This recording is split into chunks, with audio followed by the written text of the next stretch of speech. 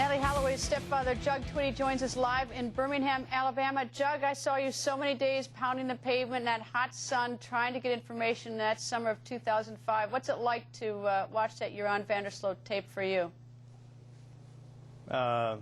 Gives me great pleasure to see that. I knew he would say something sooner or later, just a matter of time.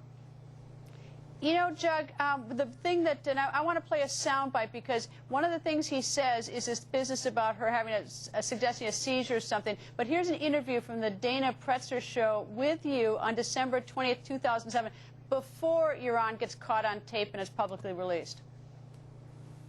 It could have very well been an accident. I know several times when they interviewed me, the police down there, they kept asking me about Natalee, different questions about her, if she was epileptic, and and just crazy things like that. So, it very well could have been that they took her out, they put something in her drink, she flipped out, and she died. Jug, I'll tell you why that makes me crazy to hear that, is because you were asked that question by the police within a short time after Natalee disappeared. Now it shows up on the tape. It sure looks like the Aruban police knew something in those first few hours that, I don't know. What do you think? Greta, I truly believe that they knew 2 days afterwards that that's the way she died.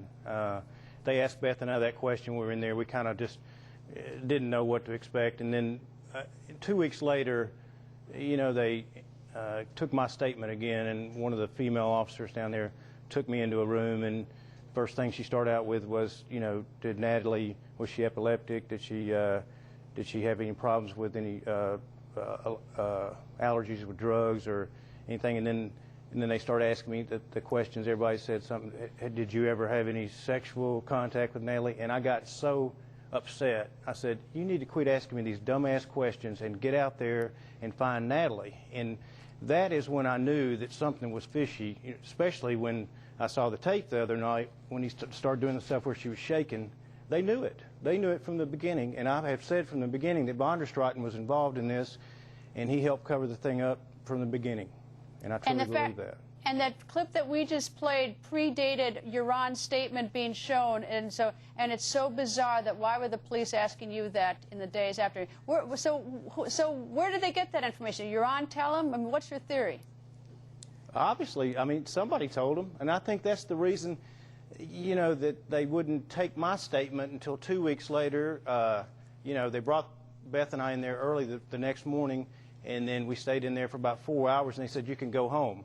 Well, they go to get the boys and get their statement, and then I think all of it started to unwind right there. That's when they started to cover their tracks. And indeed, they did put you and Beth and everybody else through hell. And Jug, when they knew it all along. When they knew it all along. Jug, it's always nice to see you. Thank you for joining us, Jug. All right, thank you, Greta. Coming up. Remember these guys, the Calpo brothers? Should they be worried tonight? The lawyer for the Calpo brothers is here. I once sat where you sit now. I took away with me the gift of language. At Fortinbras Finance, a well-turned phrase is as important as a well-heeled shoe.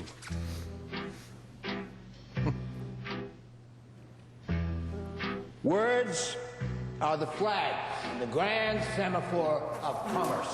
Vocabulary is the ammunition in your armory that will take you from victory to victory in the ongoing war for success.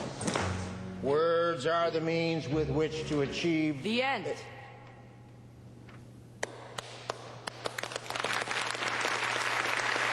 You've either got it or you haven't. Make it happen. The Royal Bank of Scotland Group. Right now at Pearl Vision, you can get eyeglasses for just $99. You'll save on styles for the whole family. Visit pearlvision.com for the store nearest you and take advantage of our $99 glasses offer today. At Pearl Vision, we want you to see more. Need new gear? Bass Pro Shops has the latest gear at the lowest price guaranteed. And for a limited time, you can get a gift card worth up to $1,000 with select 2008 Tracker and Nitro boats. Your adventure starts here. Your evil army is complete. Now, nothing can stop me from building my own Capital One credit card. Make my rewards double points and a low interest rate. What? And I want a picture of kittens on it. More kittens? No, just like regular cute kittens. Baby cats. Introducing Capital One Card Lab. Customize your card by choosing your rewards, interest rate, even upload your own image at CapitalOne.com. What's in your wallet?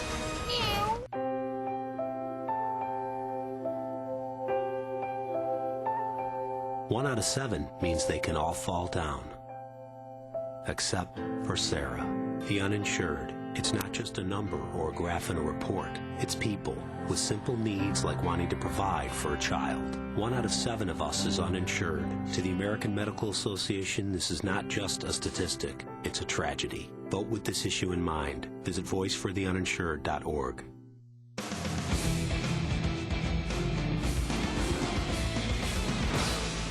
Deepak and Satish Kalpoe were also seen leaving with Natalee Holloway from Carlos and Charlie's the night she disappeared in Aruba. The Kalpoe brothers have been arrested multiple times, but now on the tape, Joran van der Sloot never mentions either one of them. So what does that mean for them? David Koch, the lawyer for Deepak and Satish Kalpoe, joins us live from Aruba. David, I assume you've listened to this tape, or at least as much has been available? Yes, Greta. Of course, we have followed this with great interest. And the fact that neither Satish or Deepak is named on the tape means what to you? No, it is good news, I must tell you, from information, because there's many, many hours of statement that have been done, and we've understood, actually, that Joran has even said that the Kalpoes had nothing to do with this. Well, have you spoken to your clients, and have they actually seen this tape? Oh, yes, they've been following, I think, almost everybody on the island following this development, they for sure. What does this mean for Joran van der Sloot in Aruba, do you think, David? I know he's not your client, but just as a lawyer who practices there, what do you think? Well, I think the case really complicated for him. And I think besides the criminal case here, he might now also be exposed to maybe civil liability. Do you expect that? Would you expect that Joran would be arrested? One of my colleagues, Tim Silfies, is down in Aruba right now, and he said that the prosecutor's in Holland. Yes, I don't know if it's coincidence or not, but Mr. Moss is in Holland, and we've understood that Joran agreed to be interrogated by the prosecution. So, but that's a development that we're following, but we don't have that confirmed yet. Right.